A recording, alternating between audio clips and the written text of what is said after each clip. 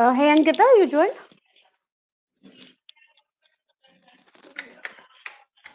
Yeah, I'm here. ठीक है.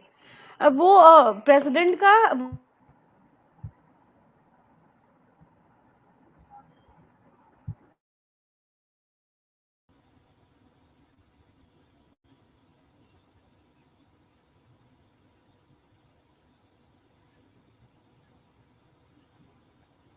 अब मैं ये बोल रही थी प्रेसिडेंट का वो रिवाइज वीडियो आया है, वो प्ले होना है. तमन्ना, तू अपना स्क्रीन शेयर करेगी वीडियो के लिए? Who is playing? I am doing. ठीक है, done.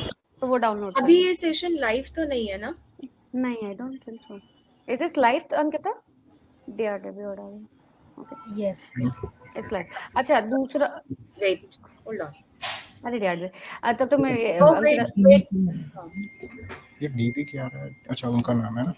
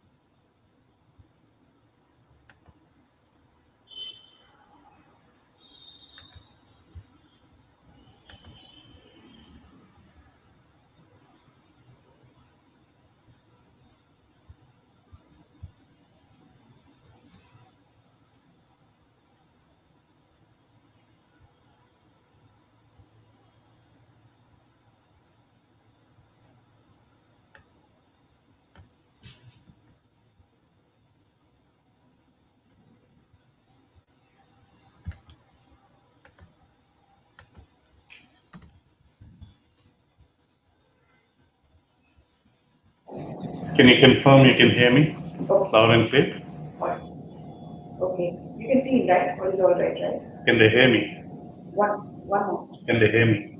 Can you hear him also? Yes, Vikram, you're loud and clear. Thank you.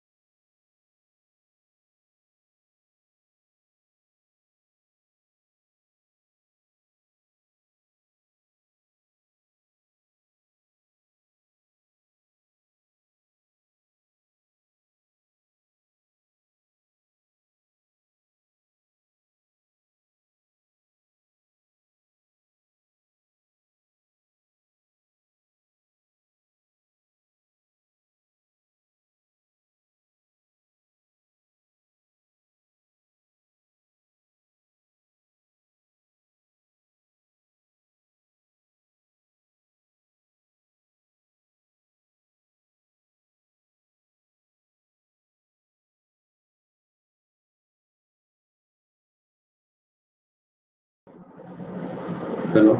Good morning, sir. Good morning.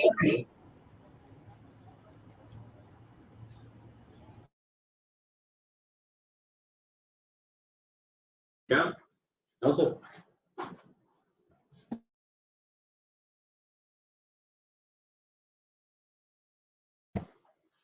Hi, good morning, everyone. Good morning.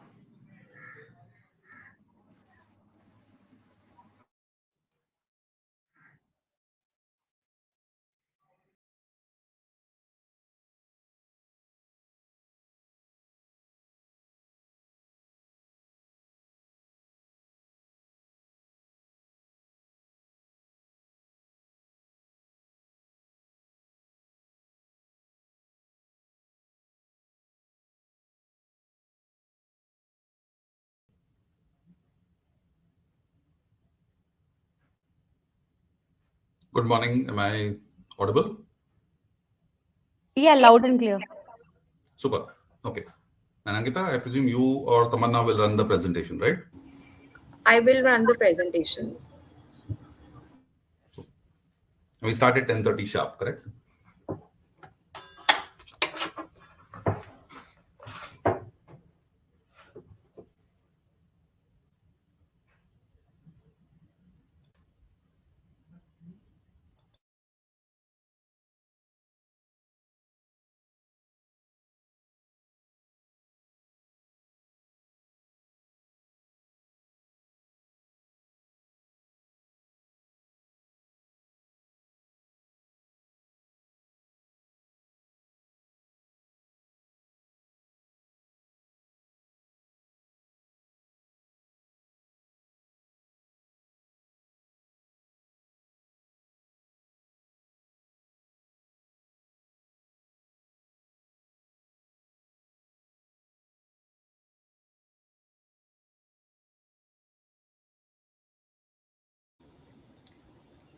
Panchali, we wait for Shabnam to join. Rest we all have.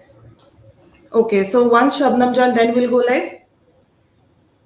Yes, she's about to join. Okay.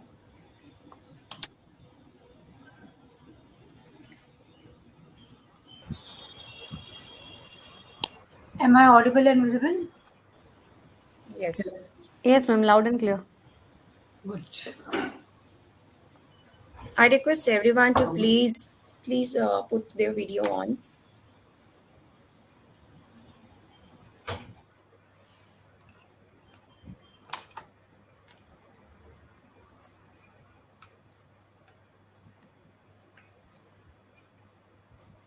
Good morning, everyone.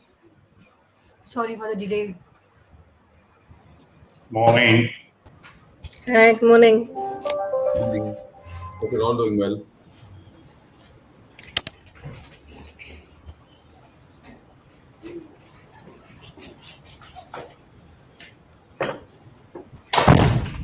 Okay, we are starting in 1 minute.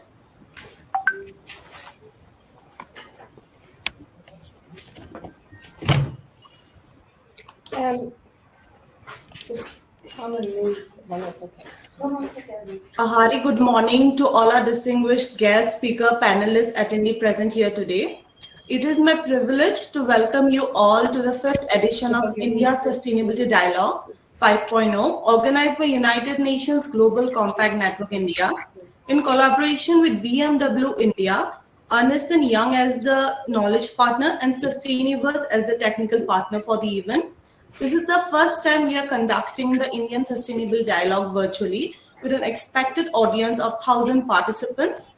UN Global Compact Network India is the local network of United Nations Global Compact New York and is the only UN agency in India that works as the custodian of the 17 SDGs. We are a membership-driven organization that works in the areas of advocacy, research, capacity building, programmatic intervention projects around all 17 SDG and 10 principles of UNGC. Our former Secretary General of United Nations, Mr. Kofi Annan, rightly said, and I quote, "Our biggest challenge in this new century is to take an idea that seems abstract, that is sustainable development, and turn into a reality for all the people of the world." I am certain all of us will agree that sustainability is the right decision to make, and this is precisely we have gathered here today as we join hands with businesses that responsibly understand and consider the social, environment, and financial effects of their operation on the society. We are here to celebrate the shared vision and ideate on a strategy to translate our goals into a reality. Keeping this in mind, the theme adopted for the discussion is indeed a crucial one that calls for immediate attention and action, which is accelerating sustainability agenda from strategy to execution. Before we start, I would also like to announce some housekeeping rules for a smooth experience of the participant, requesting everyone to use the chat option on the right-hand side of the screen to post your comments for the session. Also requesting everyone to click on the session tab on the left-hand side of the screen to navigate through the different session which is lined up for the day. and use the networking tab to connect with other participants. Now, it is with deep regard and respect, I would like to welcome our dignitaries of the day who have done extensive work in their respective field and thereby contributing for a sustainable future. I would now like to request Ms. Shabnam Siddiqui, the Executive Director of UN Global Compact Network India, to deliver the welcome address of the event. Ms. Siddiqui is the Director of United Nations Global Compact Network India, an academic practitioner with 25 years of experience. Ms. Siddiqui is specialized in developing and executing strategic intervention through multi-stakeholders network. Shabnam is a great believer and practitioner of collective action and believes that private sectors plays a critical role in attainment of sustainable development goals. Over to you, ma'am, for the welcome address.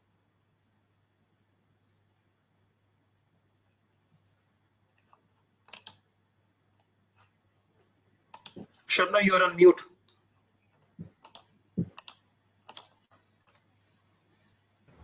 Sorry, I think after 1.5 years, this still happens, the mute and unmute option. So again, to repeat, thank you so much, Panchali, for that extensive introduction. And good morning, everyone. Good morning, afternoon, evening, because we are joined by different stakeholders from all over the world. So welcome to this 5th edition of the India Sustainability Dialogue. We have been doing this event physically for the last 4 times, and this is the first time, as Panchali said, that we're doing it in the virtual base. Nevertheless, the topic of the day and the urgency of accelerating sustainability is so crucial that instead of waiting for a hybrid version to come up, we thought we'd go ahead and work with in the virtual world itself. The United Nations Global Compact, for the uninitiated, is the UN initiative for businesses. And we believe and we work on 10 principles of human rights, environment, labor, and anti-corruption. The idea is that since business is part of societal problems, it's high time that business became a part of the solution. The Global Compact just celebrated 2 decades of its existence. So we have come a long way in the sustainability journey. And this particular dialogue is part of that journey that we're talking about. The United Nations Global Compact Network India, in collaboration with BMW India, does this regular event every 2 years. And the idea behind the entire dialogue is to see where to access where we are in terms of like our journey in the sustainability arena, as well as to plan for the future. So keeping that in mind, the theme for the 5th India Sustainability Dialogue is accelerating sustainability agenda from strategy to execution, especially because it seems that more and more as we speak to people, we realize that we have almost lost 2 years of our execution in the sustainability agenda. So how do we do it? Where do we do it? How do we go forward? So this dialogue particular today, it's very intense. It's just one day, but we have 2 plenary and 1 fire chat session.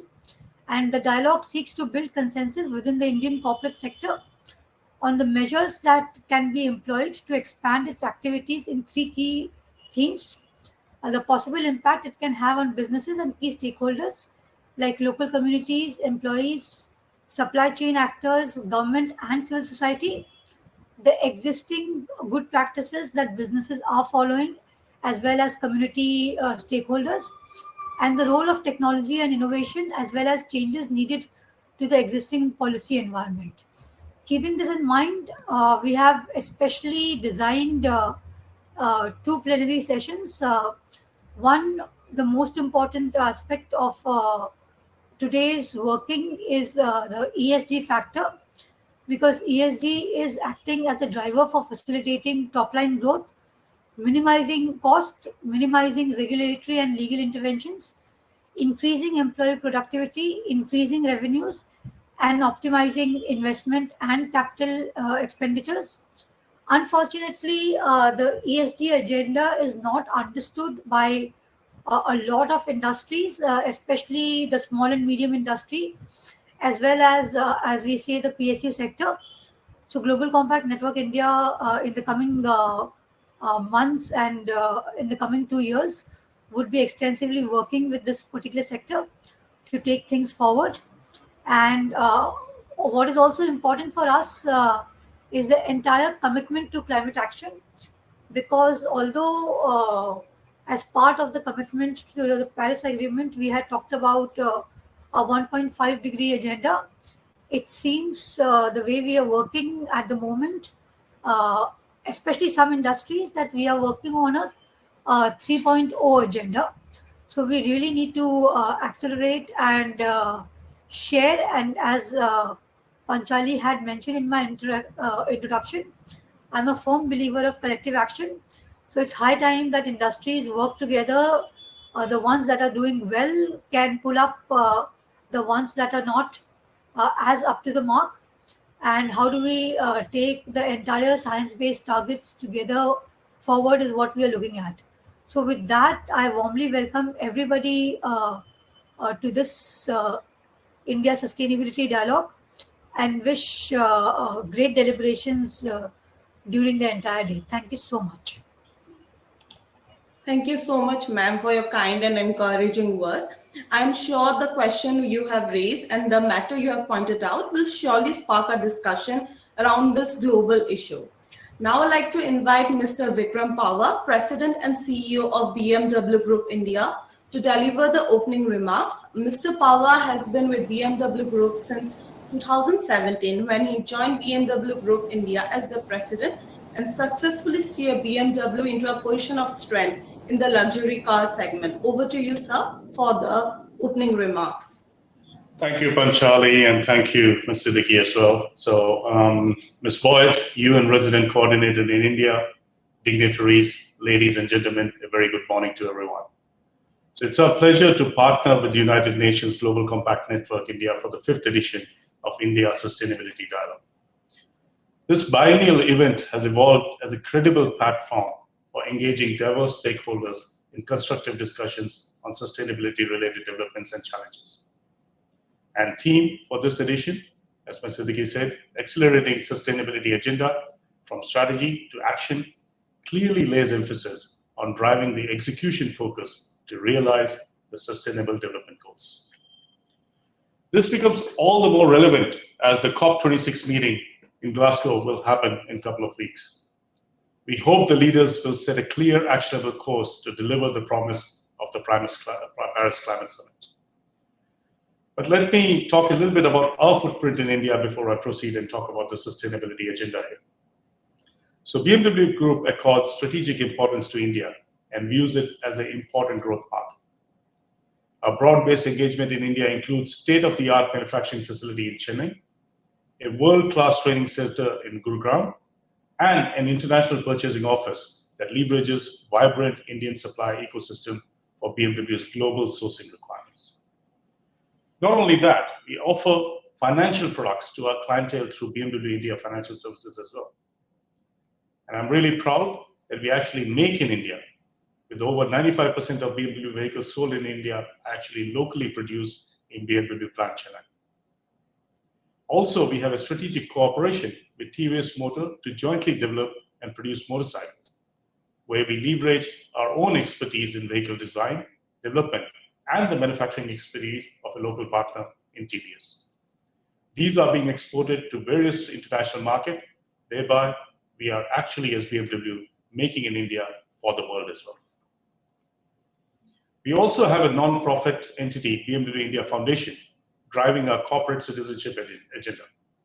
And we remain firmly committed to being a long-term reliable partner in India's economic growth and value creation.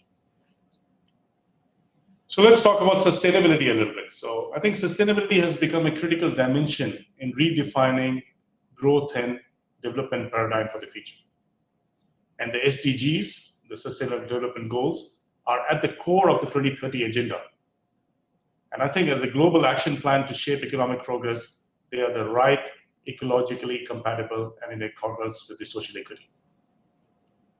And they have also provided a strong impetus to global sustainability agenda with a clear focus on striking the right balance across people, planet, and prosperity. The BMW Group fully supports the SDGs as part of its sustainability strategy that is driven by a holistic approach across the value chain. The successful implementation of these goals required diverse stakeholder engagement, integration with society, collaborations, and partnerships. I must compliment United Nations Global Compact for playing a pivotal role in facilitating adoption of these SDGs across the world. And we, as BMW Group, has been member of UNGC since 2001. We also actively engage with our local chapter, GCNI, in promoting objectives of Global Compact and contribute to the broader goals of the United Nations. At BMW Group, we attribute our success to long-term thinking and responsible action. For years now, BMW Group has been a sustainability leader in automotive industry locally as well as at the global level. We at BMW Group have a very clear vision to significantly reduce the CO2 emissions and commit ourselves to a clear course that supports the 1.5-degree target for addressing the global warming challenge. We have a very ambitious target of making the greenest car by focusing on reducing carbon emissions throughout the life cycle of the product. And we are not just talking ambitions, we actually got some clear targets linked to these ambitions. By 2030, we aim to reduce the life cycle CO2 emissions by 40% compared to 2019 levels. What does this mean? It translates into 50% reduction during the use phase, 80% reduction during the production phase, and a 20% reduction in the upstream supply chain.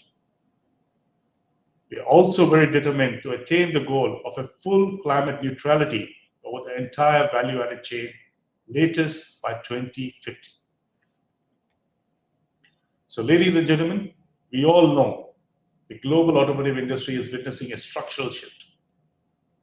Developments such as climate change, urbanization, resource scarcity, digitalization, and even evolving lifestyle presents us with lots and lots of new challenges. We truly believe the coming decade for the automotive industry will usher in major transformational changes, something that we haven't witnessed over the past several decades. At BMW Group, we view these challenges as excellent opportunities to shape and lead the future of mobility. And for us, electric mobility will play a crucial role in accelerating the path to climate neutrality. And we as BMW Group are actively contributing to driving the EV transition and have already made significant investments in EV technology. We have actually accelerated our electrification strategy by 2 years. So now, by 2023, the global portfolio for BMW will comprise of 25 electrified vehicles. Half of them will be full battery electric vehicles. And with further momentum expected from the futuristic new Class A platform that we are developing at the moment, our aim is to have around 10 million all-electric vehicles on the road in the next 10 years. That is in no way a small target. We as a group expect half of our global sales to be full electric as early as 2030. And not only that, our iconic Mini brand will be offering only electric vehicles shortly. But is electrification the only agenda? No. I think we have a very strong emphasis on resource efficiency and optimum usage that will further drive the reduction of CO2 emission. As BMW Group, we have adopted a strategy of secondary first that continuously strives to reduce the usage of primary material and substitute the same with secondary material.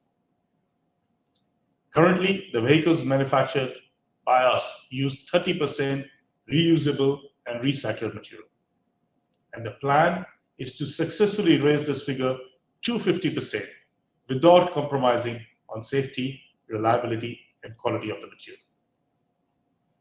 Therefore, there is a strong merit in transitioning to a circular economy.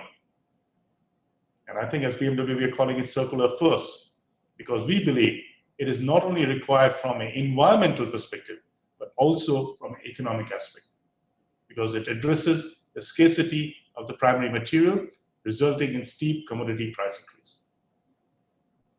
Additionally, we as a group have a long-term goal to use energy only from renewable sources at all our sites.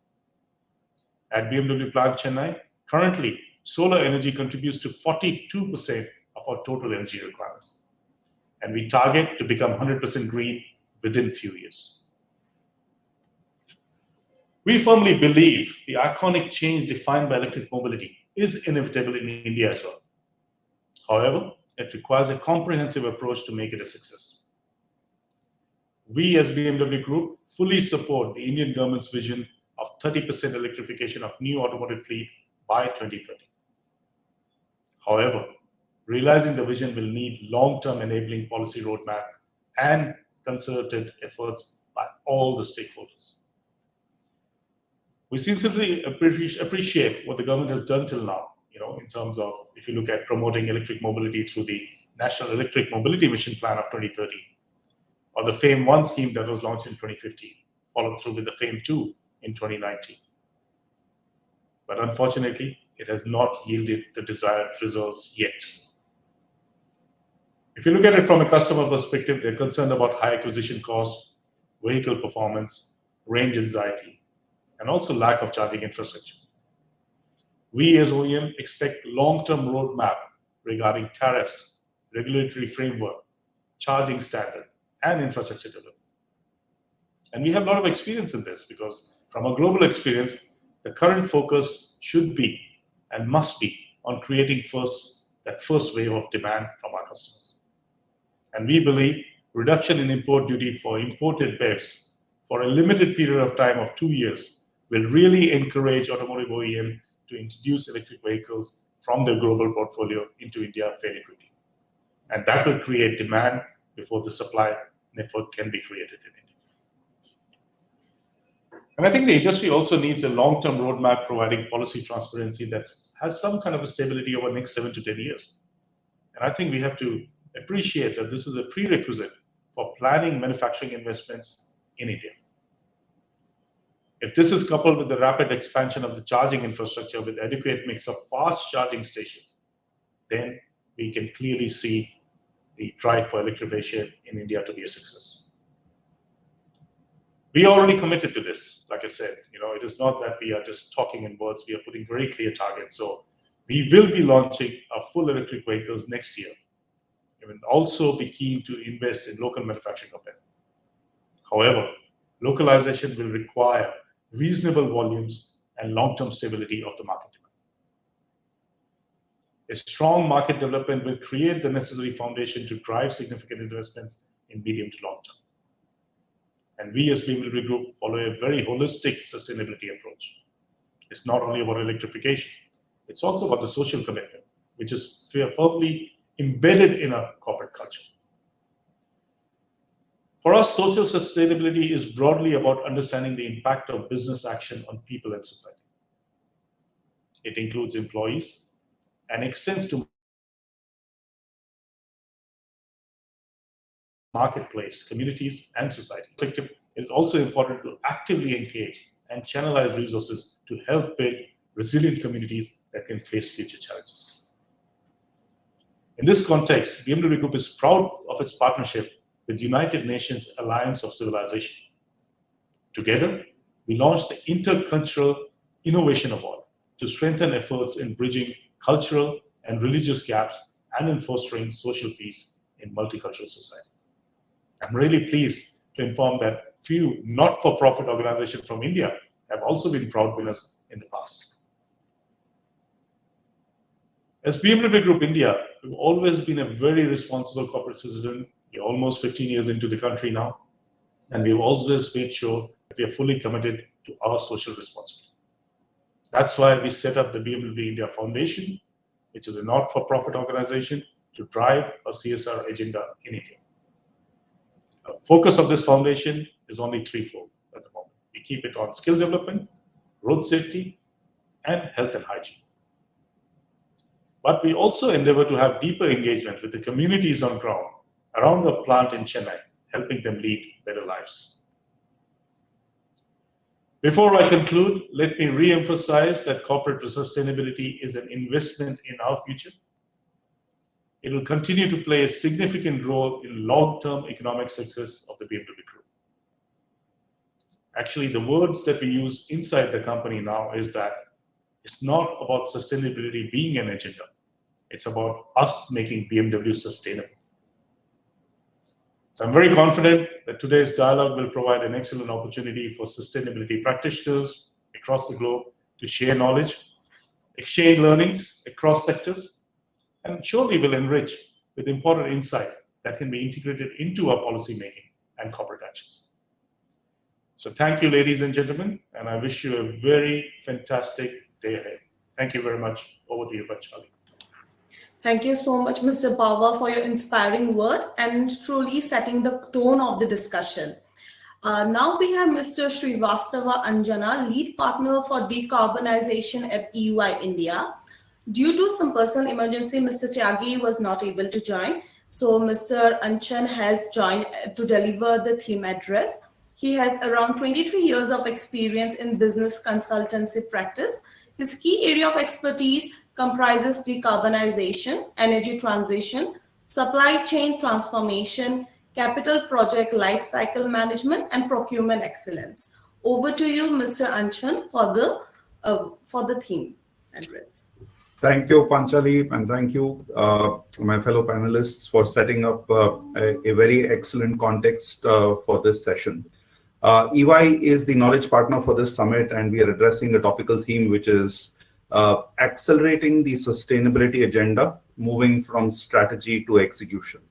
I think EY is committed to making businesses work towards sustainability, as Vikram mentioned, making sustainability work for business too. I represent the climate change and sustainability services practice within EY, which has been working on this agenda for over 2 decades globally and in India as well.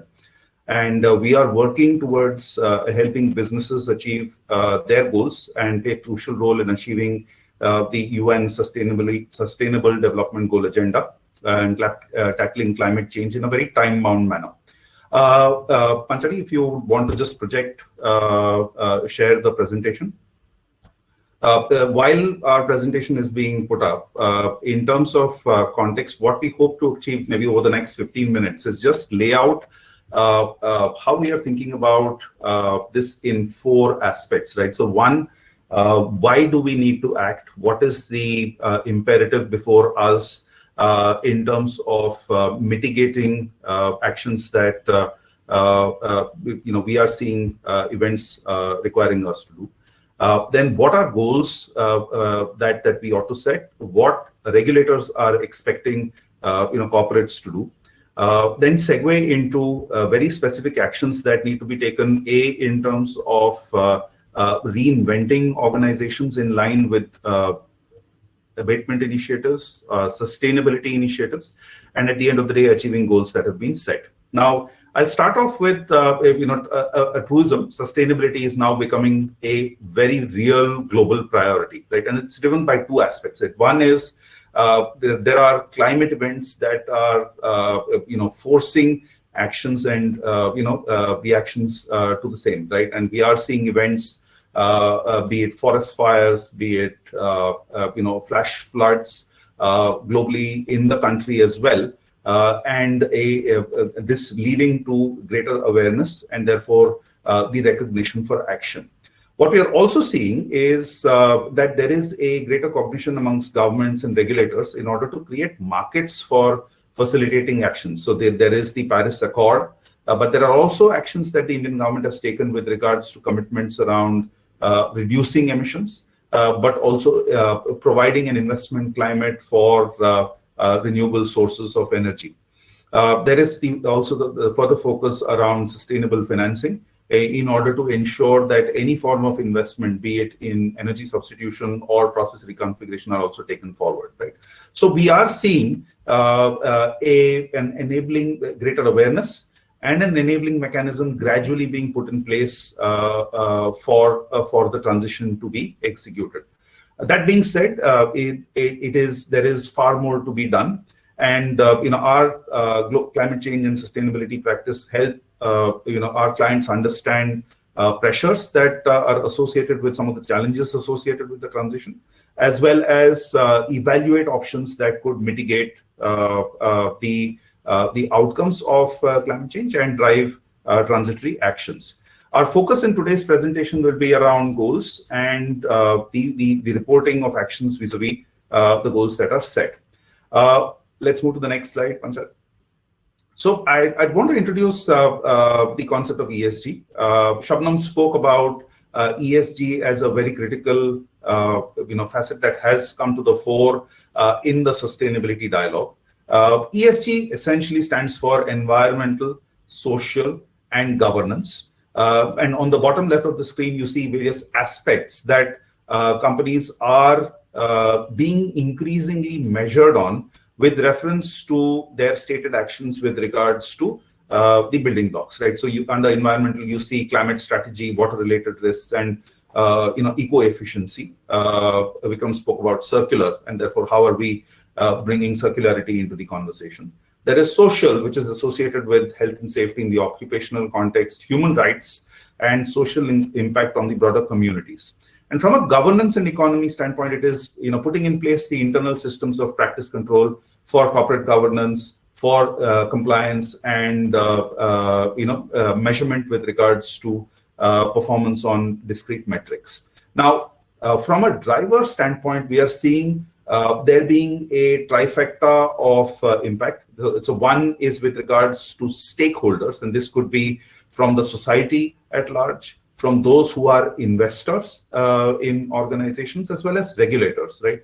So there is the need to build greater awareness and also provide for enhanced disclosure associated with ESG.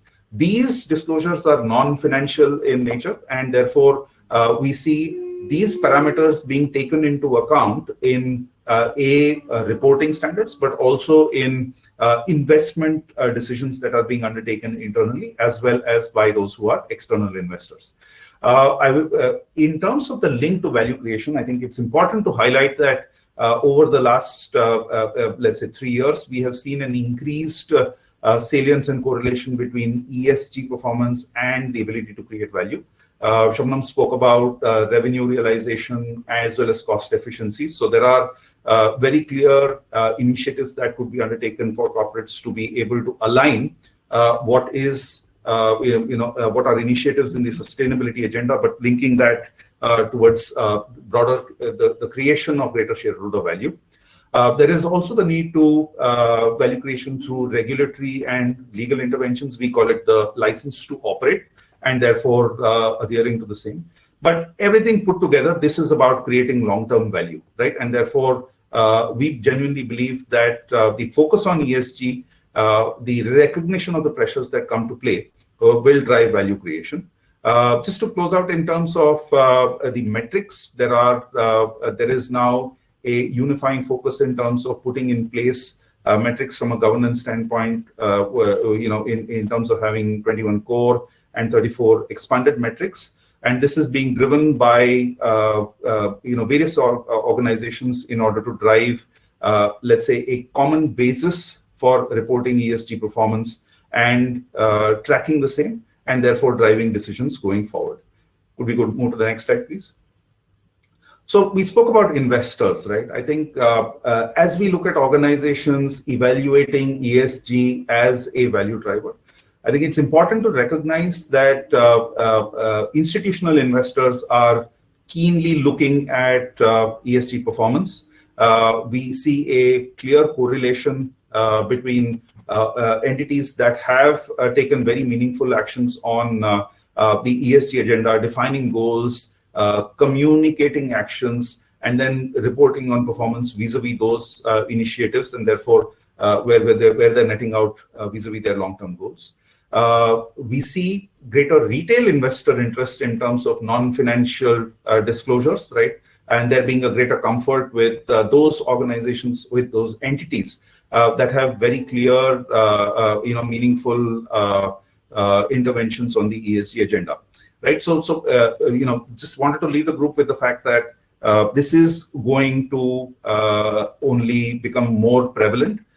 We estimate approximately $3 trillion of funding that has gone into entities, organizations, funds that have a very unambiguous ESG focus. That's global, but we see this coming to play in an increased focus in India as well. I think there has been a SEBI circular associated with mutual funds and their focus on the overall investment landscape. So just checking in, am I audible? I see Prashant making a point about hearing this, just running a quick audio check. Yes, Srivatsa, loud and clear. Audible, yeah. Okay, sure. Okay, so maybe Tamanna, if we can move to the next slide. Thank you. So spoke about investor interest, spoke about focus on non-financial disclosures, but this is the business responsibility and sustainability reporting framework, right? So there is a regulatory push for enhanced disclosure. I think the top 1,000 listed entities have the option voluntarily submitting their BRSR for FY 21-22, but 22-23 onwards it will be mandatory. I think the framework essentially provides for improved disclosure around specific quantitative indicators associated with ESG. There are more questions. There is a focus on leadership initiatives that are being undertaken for the same. There is the encouragement of better practices. So these are associated with those that impact the value chain. They are associated with human rights practices and social initiatives within the extended value chain, looking at employee well-being, as well as inherently transformational practices associated with societal and environmental impact.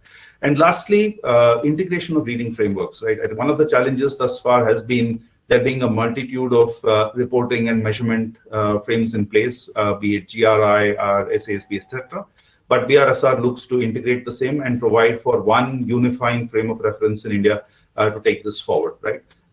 And this is also aligned to the right business conduct framework, which drives value creation. So in closing out our commentary on BRSR, we believe that organizations ought to push for monitoring their initiatives with reference to the ESG agenda in alignment with their goals.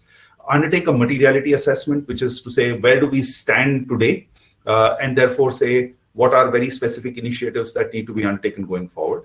From a stimulation, the work that we do with our clients is very much focused around migrating from strategy to execution and incentivizing performance, right? So therefore, it could mean incorporating ESG metrics in broader performance management, in broader reward schema, and eventually linking investment decisions also to performance on the ESG metrics and the governance aspects associated with the same. So if we could move to the next slide, please. So we spoke about the investor perspective. We spoke about non-financial disclosures, and now there being a unifying framework. But all of this has to be built on a collective conviction that this creates value for corporates. This creates values for us as individuals too. So I think unambiguously there is recognition that this generates long-term value through efficiency. Through operational effectiveness, through improved alignment with customer preferences, right? So our the broader customer cohort is looking for entities that are adherent to the sustainable agenda, are very conscious of climate issues and taking actions on the same. We do encourage that we think beyond regulatory. So what's mandatory, what's compliant is good, but what's great is to think beyond and drive towards excellence on the ESG front. There is the need to drive meaningful decision making, right? This is through a focus on responsibility across the value chain, integrating ESG in every aspect of business operations be it manufacturing, be it the supply chain, be it the outreach into the customer domain.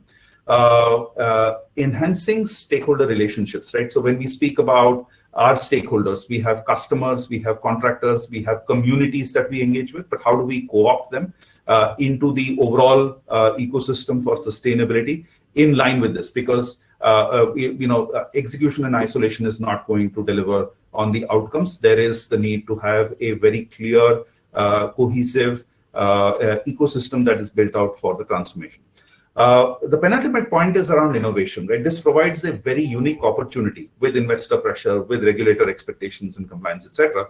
It provides us the opportunity for innovation and looking at innovations not just from our product portfolio, but also the way we operate, our processes, the areas that we invest in order to ensure that our future is truly sustainable. And therefore, it will provide for the opportunity for organizations to drive towards product stewardship and leadership. And lastly, it's circling back to long-term value, but it's being very aligned to customer preferences, right? In incorporating ESG, we believe will provide for a very distinct market positioning for companies to be able to take a leadership position. The same needs to be very effectively communicated, right? And that will create a truly winning proposition. So that's largely our commentary on the value creation opportunities from an ESG standpoint, essentially emphasizing that this is not a regulation story, this is not a compliance story, but this is long-term value creation that organizations can vie for. If you could move to the next slide. Thank you, Bachar. So, just reiterating from a disclosure standpoint, closing out from the previous slide, it is important to circle back to stakeholders, and we are seeing an increased salience of non-financial disclosures coming through. This is to ensure that goals are set, actions are committed to, and those actions are reported upon in service of goals being met, right? So this is to reiterate the point around investors being interested in non-financial disclosures and a significant proportion of asset owners being very keen on ESG into their investment processes. What this clearly demonstrates is this is a very secular trend towards adopting ESG in the overall decision-making frame and incorporating the same in long-term value. If you could move to the next slide. Thank you, Tamana. So this is the penultimate slide for our commentary on the sustainability agenda, moving from strategy to execution. There are three broad aspects that I'd like to cover off here. In the middle, you have the commitment to the Paris Agreement, right? And in the broader sense, it was adopted by close to 200 countries. There was the broad commitment to climate neutrality by 2050. I think the jury's out saying that while we've made commitments, but we are lagging upon our commitments on the same as the entire cohort of nations.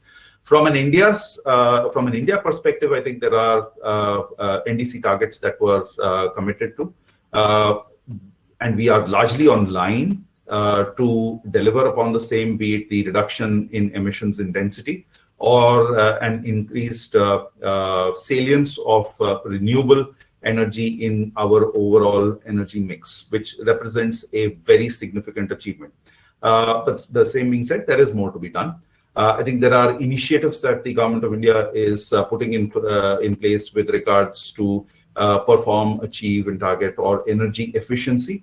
There is the National Solar Mission, there is the Hydrogen Mission, which has been launched, and there is the policy on biofuels that has been put in place. I think there is just an increased focus that the supply ecosystem needs to be streamlined, needs to be strengthened, and therefore that will provide a significant basis for the impetus for change.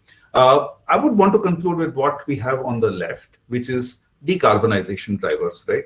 And this is with reference to what I commented on the slide before one, around goals, right? So as we as a nation set net zero goals, entities can need to think about goals that they set and the actions that we need to take, right? And these are with reference to defining carbon neutrality and net zero.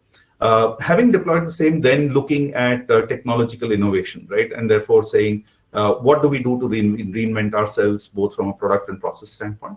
And then taking into consideration economics, because we will need to ensure that any transition is long-term value accretive and provides for energy security. So in doing so, would want to vouch for the fact that we as EY have achieved carbon negative this year, and we are on track for achieving our net zero goals by 2025. Just segueing to the next slide, which is my concluding slide on the topic of strategy to execution. This is setting up India's presence in the Conference of Parties COP for COP26, right? In terms of the presence that we've had. Yeah, अब आवाज आ रही है. हाँ. Splendid. Okay. So just in terms of our participation across Rio, Kyoto, Copenhagen, Bali, Paris, and now Glasgow, I think we've the objective of this session is firstly to achieve a cross-nation consensus around net zero, or at least in the broader context, how we look to manage emissions by the middle of the century. I think there is a very concerted effort to achieve a common ground. And having achieved a common ground, an agreement on rules and procedures that will be used to monitor the realization of those goals, right? So when we speak of carbon neutrality, it is fundamentally a state where a country's emissions will be offset or compensated either through natural means, where you have afforestation, absorption of greenhouse gases, or the physical removal of CO2 from the atmosphere using technologies, right? And then investment on same. This is a contentious subject, right? I think India is deliberating the goals that it would take with reference to carbon neutrality. I think we are sticking to the polluter pays principle. There is a very meaningful dialogue and very concerted action that we as a nation are taking on the hydrogen agenda, looking at deploying green hydrogen as a significantly mitigatory fuel over the 10-year and beyond horizon. There is the National Hydrogen Mission, which is in place, and a plan that is expected, and a formal policy that is expected towards the turn of the year, right? But in closing out through COP26, what we look forward to is a frame where there are very clear a roadmap established. There is a mechanism for measurement of the initiatives, or the performance on initiatives thereof, and also a frame of reference for financing, which in a nutshell is the enabling mechanism for both demand and supply to be aligned to drive the accelerated sustainability agenda. And that was fundamentally our primary submission, moving from strategy to execution, focusing on disclosure based on commitments, but then taking very tangible actions on abatement, on sustainability, and reporting the same. Just closing out, for the group on the next slide, there is a lot of thought leadership that we have published on the ESG agenda, and this represents our commitment to working with businesses. And as I started off on my commitment, it is making businesses work for sustainability, but more importantly, making sustainability work for the business towards creating long-term value. With that, I will conclude my session and back to Panchali. Thank you. Thank you so much, Mr. Anshan, for your stimulating presentation, and truly agree with you that ESG is the driving framework for all the companies today in their sustainability journey. Now we have the President address from Mr. Subhash Kumar, President of UN Global Compact Network India and Chairman of ONGC Group of Companies.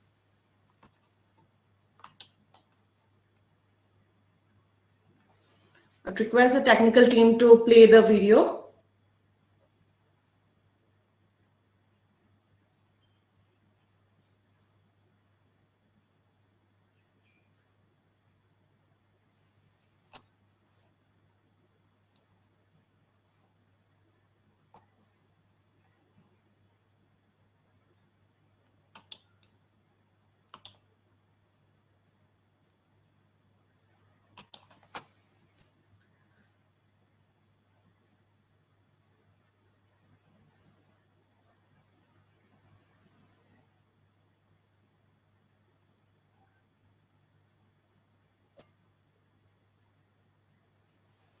Requesting the technical team Sustainiverse to play the video of Mr. Subhas Kumar for the President address.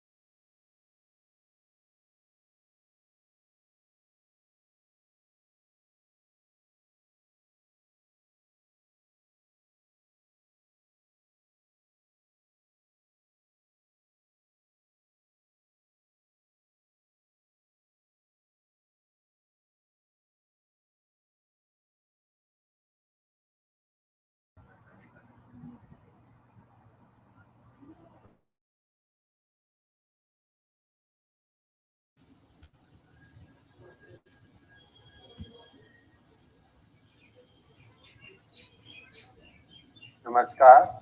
A warm good morning to everyone. Honorable Chief Guest, Minister of State, Mr. Rao Inderjit Singh Ji, distinguished speakers, corporate leaders, delegates joining from India as well as abroad, ladies and gentlemen. On behalf of Global Compact Network India, it gives me immense pleasure to extend a warm welcome to all of you on this fifth edition of India's Sustainability Dialogue, jointly hosted by GCNI and BMW India on the theme Accelerating Sustainability Agenda from Strategy to Execution. For the first time, we are holding this dialogue on a virtual platform thanks to the digital revolution magnified by COVID-19 pandemic. It's truly heartening to deliver this presidential address and embark upon crucial discussions as the need for urgent action from strategy to action intensifies to push further our sustainability agenda and share pragmatic solutions and our personal insights. We have a galaxy of eminent speakers drawn across businesses and industry, central and state governments, UN agencies, civil society, technical experts, and academia into one place, digging deep into three key themes planned for the discussions during the day in order to highlight the crucial need of the hour, and that is to accelerate India's sustainability agenda from strategy stage to action or execution. In recent times, the definition of sustainability has expanded from mere environmental viewpoints towards the inclusion of economic and social equity. Today's dialogue is expected to provide a platform to bring together diverse stakeholders who would share their views with the participants through highly interactive sessions in order to promote a sustainable future for the country. The situation of our planet is changing rapidly in the changing environment, and danger of global warming is upon us. India plans that the renewable energy will account for more than 50% of the total installed power capacity by 2030 by deploying 450 gigawatts of installed capacity. With this geographic advantage and availability of vast potential, not only can India materialize its renewable potential, but it can also become a global leader to showcase its green energy pathways. Therefore, now is the right time for the country to think in the direction of net zero emissions by 2050. Our journey towards achieving zero net emissions and stabilizing climate change must be evaluated in line with 17 UN Sustainable Goals, that is UN SDGs. Our country has been very proactive in advancing sustainability agenda at all levels and is widely applauded for stepping up our commitments within the multilaterally agreed conventions and particularly the Paris Agreement. Led by Honorable Prime Minister, the Government of India is implementing several reforms aimed at achieving a secure, affordable and sustainable energy ecosystem that can power robust economic growth. Even with an accelerated development of renewable resources, it is projected that fossil fuels will continue to play the dominant role in the global economy for several decades to come. In India's context, in view of the increasing energy demand, there is scope for every form of energy in the country to coexist, whatever be the energy transition pathway. I do believe that oil and gas industry will continue to play the important role in the energy spectrum of the country. Minimizing emissions from their core operations, however, is an urgent priority for all of us. Our policies and actions to achieve net zero emissions will have a profound impact in our sustainability agenda. ONGC, for example, the national oil and gas major globally and recognized E&P company, is cognizant of its responsibilities towards the environment and has undertaken measures that strengthen our net zero agenda. We plan to set science-based targets on GHG emissions for short-term and medium-term to help us meet our larger goal of achieving net zero in the near future. Accelerating progress on global climate and sustainability requires greater transparency to impact the decisions of financial institutions, companies, and everyday consumers. Magnified by the COVID-19 pandemic, the global push to track and report ESG programs should be seen as an opportunity for all of us to promote, validate, and expand upon our sustainability efforts. In view of the lack of a firm ESG related action plan, corporations could face investment risk surrounding sustainability as investors are increasingly disposed of to vote against the managements and the board of directors when it is not making sufficient progress on sustainability related disclosures in its reports. It is in this context we are seeing developments on sustainable and responsible investment in recent years. Let us be proactive in addressing ESG issues by setting a firm strategy alongside our traditional financial metrics and a meticulous plan of execution. The need for today's sustainable leadership is to define measurable goals and objectives that can be evaluated and report results for demonstrating to the stakeholders that investment in sustainability initiatives is worthwhile. A sustainable leadership brings opportunities to all of us in the shape of innovation, continuous improvement, competitive advantage, and long-term success. We must therefore set up governance for our company by sustainability agenda. Business leaders must convince their organizations to commit to sustainability programs. Global Compact Network India has emerged as the largest corporate sustainability initiative globally and is uniquely positioned to help businesses translate sustainability initiatives into action plan, having a pan-India membership of more than 500 leading businesses and non-business participants, strengthening our commitment to sustainable development agenda. While progress has certainly been achieved at all levels, but one cannot lose sight of the real-time challenges the country is facing to transform this sustainable agenda into execution. Going forward, there is a continued need to implement strategies and their timely execution to further advance the nation's sustainability agenda across all stakeholders.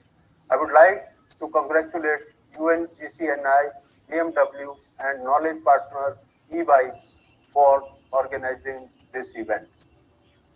I would also like to thank all the speakers, participants and contributors for bringing their rich expertise and perspectives to this event. We should all now endeavor to leverage the discussions and deliberations through the day-to-day to accelerate our march towards building a sustainable India. Thank you. Jai Hind.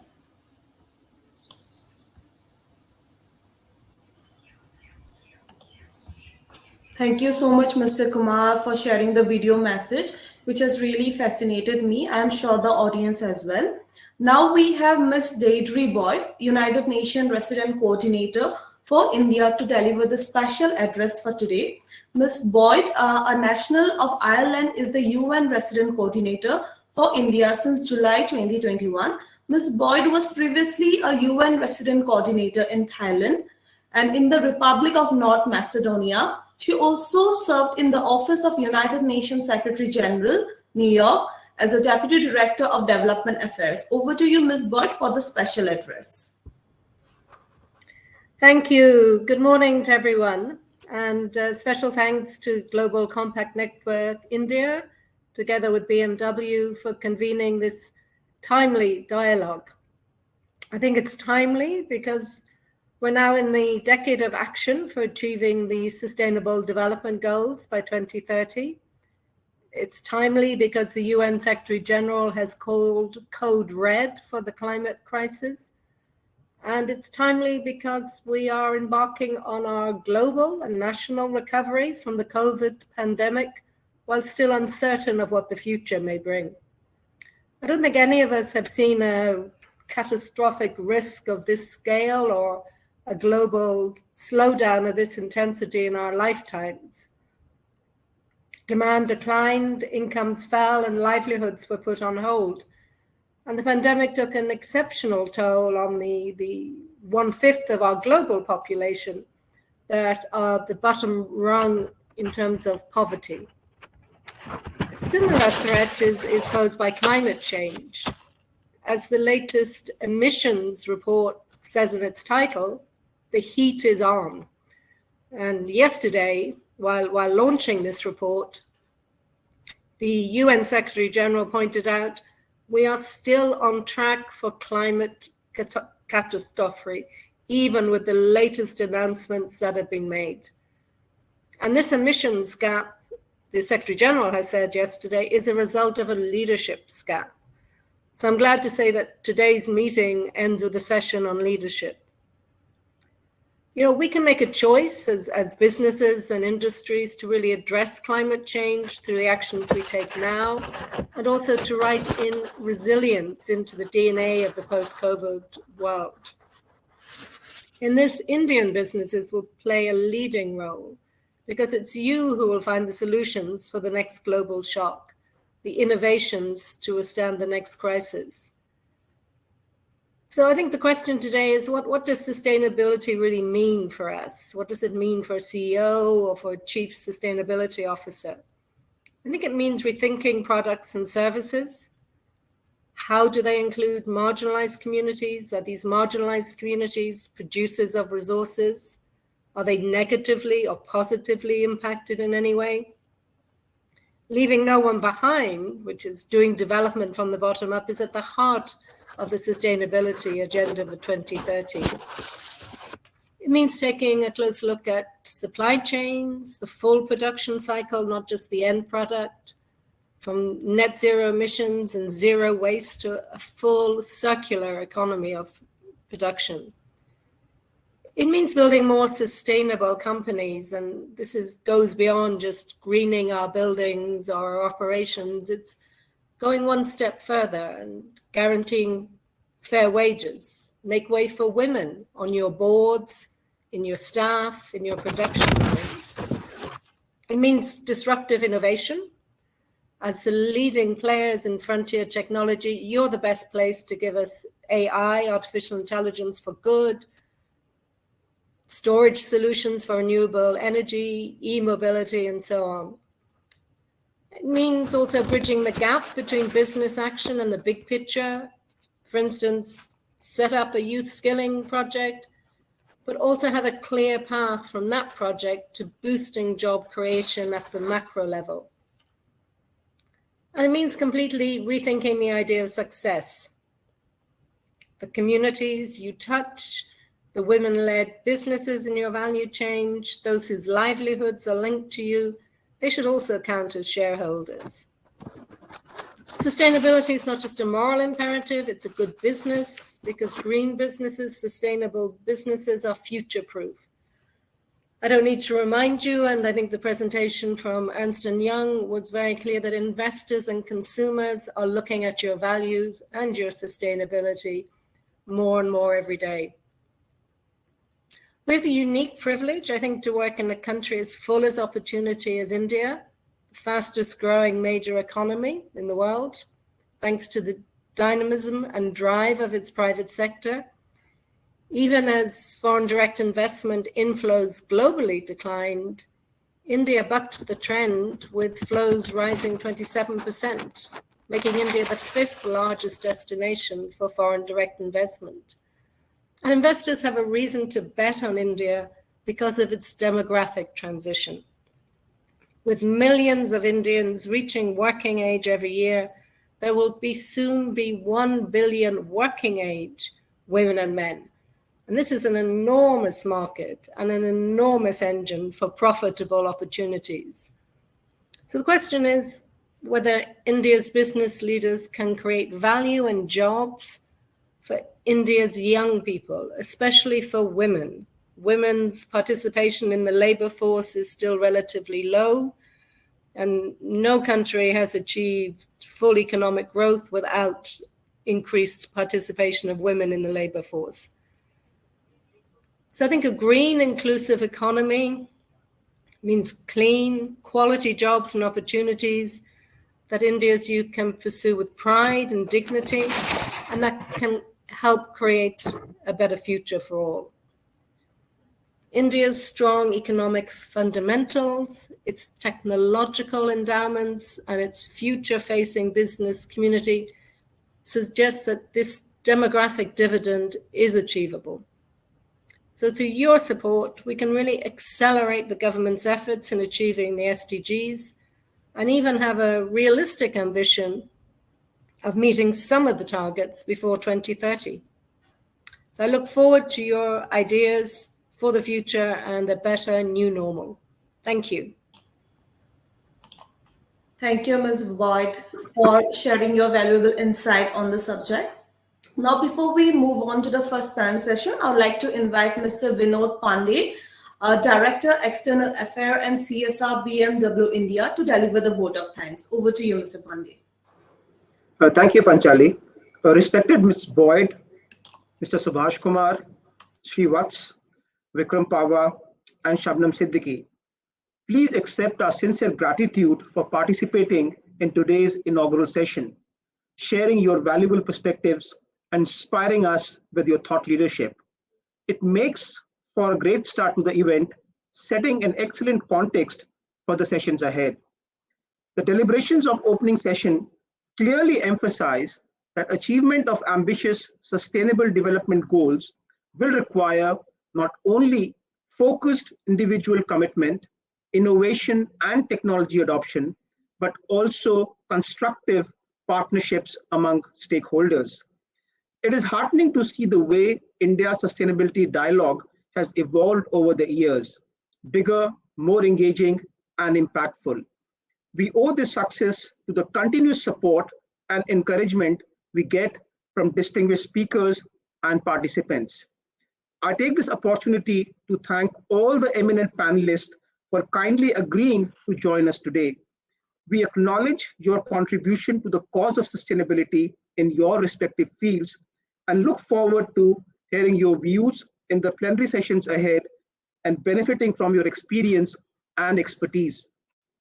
I also extend heartfelt thanks to all the participants for joining in large numbers today.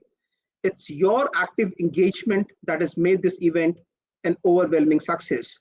I hope by the end of the day, we go back a tad more informed and a bit more educated. Let us keep contributing our individual might to push the sustainability agenda forward. Last but not the least, a big thank you to the organizing team, ably guided by Shabnam Siddiqui. We truly value our partnership with Global Compact Network India and remain committed to strengthen it. Sincerely appreciate the excellent support from knowledge partner EY and global sustainability platform Sustainaverse in successfully shaping today's event. I once again thank you all and look forward to unstinted support in future as well. We will continue to engage with diverse stakeholders, collaborating, forging meaningful partnerships in this critical UN decade of action. After all, the onus is on each one of us to collectively shape the world we want by leaving no one behind. Let us keep drawing inspiration from Mahatma Gandhi's quote, "Be the change that you wish to see in the world." Thanks, stay safe, and best wishes for the festive season ahead. Thank you so much, Panchali. Thank you, everyone. Thank you so much, Mr. Pandey, for sharing your kind and encouraging word. Now I'd like to request all the participants to join us for the next session, which will be at in 12:15 p.m. Again, thanking you all for joining the inaugural session, to the speaker as well as the participant. And meanwhile, we'll be playing certain videos of BMW as well as Global Compact Network India for all the audience for more information about their recent initiative, products, and their agendas in terms of the sustainable. Thank you all for joining today for the inaugural session. Thank you. Thank you, everyone. Thanks a lot.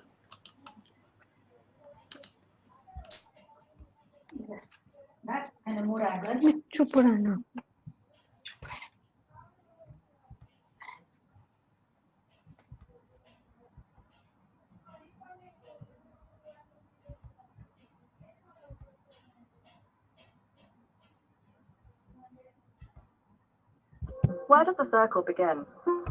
If we want to live in harmony with our environment in the future, we have to start thinking in terms of sustainable cycles, and the automotive industry in particular will have a significant impact on this. The BMW Group is already leading the way. They aim to embrace the principles of circular economy for both the production and life cycle of their vehicles, meaning that the majority of materials will be returned to the cycle for recycling and reuse. In fact, the BMW Group's vision for the future is to build cars using only secondary materials. In other words, raw materials that have already been used in other products and then recycled. Currently, the recycling rate for their vehicles is an impressive 95%, meaning that most of the vehicles can be reused, ideally in new cars, but also elsewhere. To improve the rate even further, car design requires a rethink. With the BMW iVision Circular, we can see what's ahead. Absolute minimal use of materials, maximized use of secondary materials, completely rethought design, and a car that looks incredible. And BMW promises they want to become the most sustainable automotive brand in the world, for even more driving pleasure.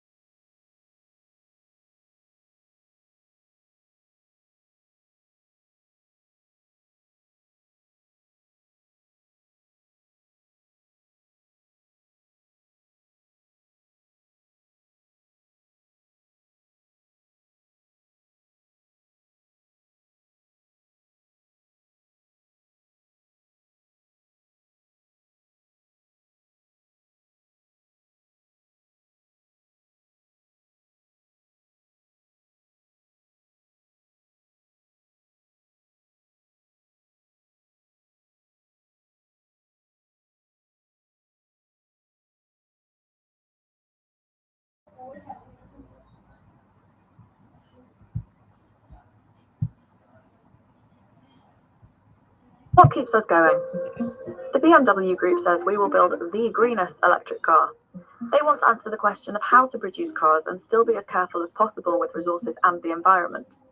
But to get there, you don't just have to reinvent the car, but also car production itself. That's exactly what the BMW Group is doing, and it's already the industry leader in saving water during production. The new plant in Mexico recycles all of its wastewater again and again, and the plant in India uses rainwater, so it can go up to 6 months a year without using any additional water. Other examples. The BMW Group uses 100% green electricity for its plants worldwide. And in Leipzig, wind turbines on the company premises supply their energy. Up to 700 former BMW i3 batteries are reused in a dedicated storage farm, so that excess wind energy can be stored and even fed back into the grid. Since 2021, the BMW Group's global production has been net carbon neutral. As they move forward, avoidance of carbon dioxide creation clearly takes precedence over compensation, because this much is certain. An electric car is only as climate friendly as its production, and its supply chain, and its recycling, and pretty much everything else.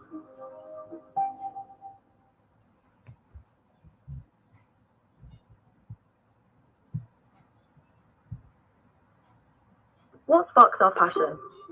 Passion for change means never being fully satisfied with how things are, and always looking for ways to evolve into something better. The BMW Group has set a challenge for itself and all its competitors, promising to deliver the greenest electric car ever. They've also committed themselves to a clear path in line with the 1.5-degree target for limiting global warming. Because of this promise, e-mobility is the #1 topic for the BMW Group. By 2023, they will offer an electric car in every category, and by 2030, they plan to deliver 50% fully electric vehicles, while Mini will be 100% electric from 2030. Compared to 2019, another 2030 target is to reduce CO2 over the entire life cycle of the vehicles by more than 40%. And what about when you run out of juice? BMW has recharging covered too. With BMW and Mini charging, the BMW Group is ensuring maximum availability of charging points throughout Europe, not only for their own customers, but for everyone. There are already over 200,000 charging points and more to come. And to ensure that everyone in the city can charge quickly, anytime and anywhere, the BMW Group is working closely with cities and offers individual charging solutions for your home, bringing optimal charging infrastructure and maximum opportunities for people with electric vehicles. This makes e-mobility fun and increasingly sustainable.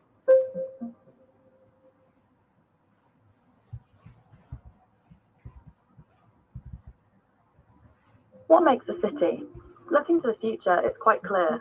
When it comes to mobility, something has to change in our cities. That's why the BMW Group is working closely with several cities to drive the transformation of urban mobility.